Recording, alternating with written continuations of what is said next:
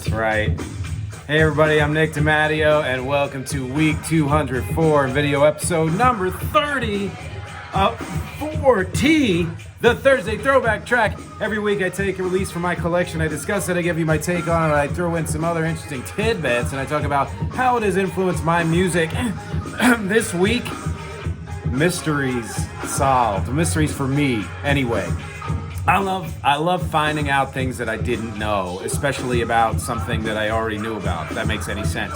Well, what I already knew about was that I had these two in my collection, two 12 inches that were clearly made by somebody not from a major label. We have the Bits and Pieces 86 and MxG 86. So guess what year they're from? And I couldn't remember what they were all about. I had no idea what music was on them other than it was some kind of a DJ mix and it's danceable and all that stuff. And I thought, well, I'm never going to find these. They're probably made by some local people from Jersey or Philly. My DJ partner and I, way back when, would go to a bunch of different stores on Chestnut St in Philly to get gear and to get a bunch of 12 inches that we would need to do our DJing stuff.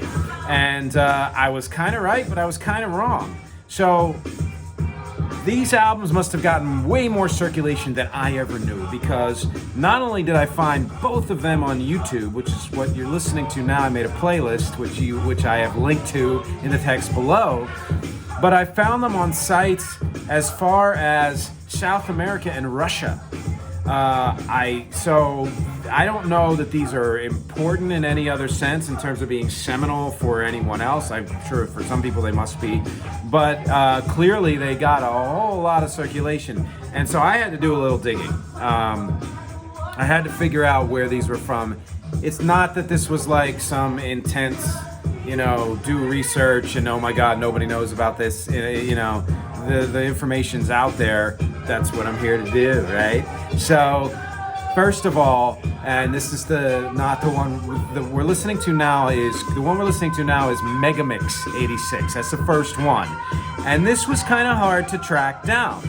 There's again, like I said, some wonderful people put these both on YouTube, which excites me because then I can make a playlist and play them both instead of having to play them on my turntable and switch them up for you, because neither of them are very long. One is 6+ minutes, one is 10+ minutes.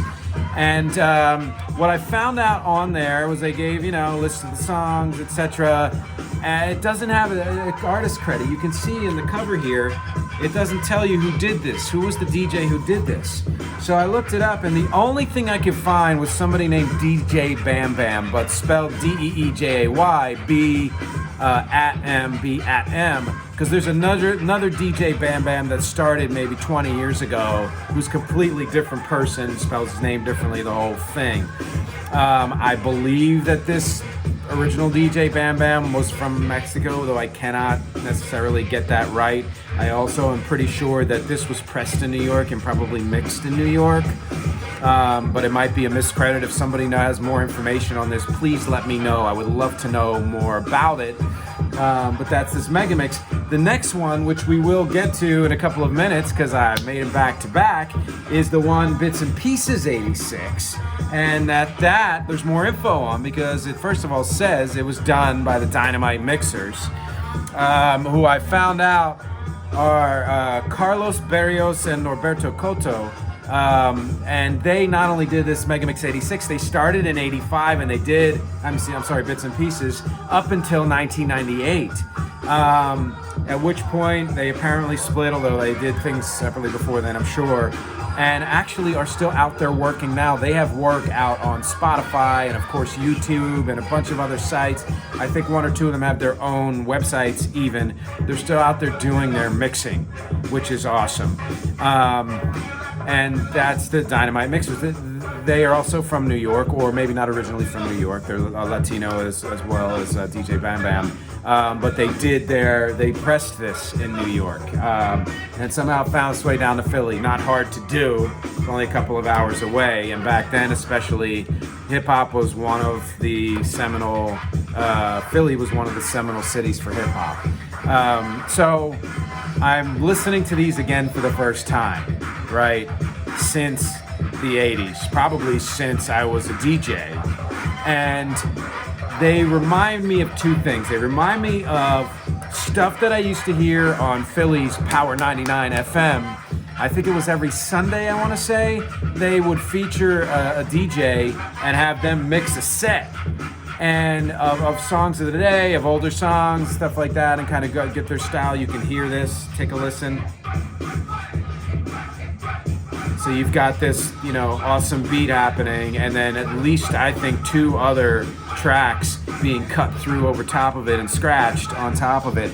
That's the kind of thing I would hear on Power 99. The other thing that it reminded me of was my own DJing. And let me just say, first of all, didn't do much of this. I really didn't do much of it like this. As far as I was concerned, DJing was finding beats that matched with songs that matched and overlapping them and mixing them. Every now and then I'd pepper in certain things just to make it fun and interesting. But I never got this good. I never wanted to get this good. Here we are. This is a test of the emergency broadcast system. Had there been an actual emergency, your local station, in conjunction with the relevant federal authorities, would have broadcast the following pre-recorded announcement. Yes, that's better, right? I never got this good. I never really wanted to. I just loved danceable music and being able to mix songs together. I used to make a lot of mix CDs and mix tapes, actual tapes. Please don't call a mix CD or some damn thing that you do on Spotify a mix tape. It's not a tape. I love the reference because it harkens back to the original shit. But no, it's not a tape, right? So I would make those, and I would make them generally just song after song after song, but I would also do this thing where I would take 3 cassette players. One of them would be the capture cassette player, would record what I was doing, and the other 2 would have other songs that I wanted to mix together.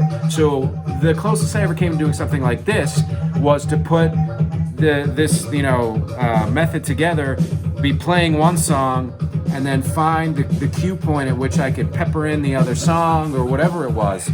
And I did maybe, 2 cassettes like that. Came out pretty good. I thought interesting anyway. I plan to transfer them at some point digitally because I'd love to have them put up. But that was because of stuff like this. That was and whatever else happened after this period, and a lot has happened and things have developed tremendously. This is really where it all started. I mean, there were DJs who certainly did stuff in the 70s that was really kind of the proto layering things, but as far as mega mixes and mixing things together like this, the 80s was really the heyday of that. And so it was kind of cool to not just re-listen to and rediscover these 2, but to find out even a little bit more about them and to remember why they were important to me, And look, I've said this before, dance music, my DJ history, funky beats, glitchy type things. This has all been a part of my music. This is about as bare bones and seminal as it gets. I can absolutely name you so many examples of ways that this has influenced what I have done. But a perfect example is a mix I made, no surprise, of funky tunes from my various eras chronologically from, you guessed it, 1986 until 2020, today, which is a link that I put down there so you can kind of hear several, I think maybe 19, 17 songs, something like that, that you can hear this clear influence of funkiness, of glitchiness, of overlapping, layered, mixing, stop-start, that kind of thing. It was the perfect one, and all the songs are listed there. You can listen to each one individually as well, which is kind of cool.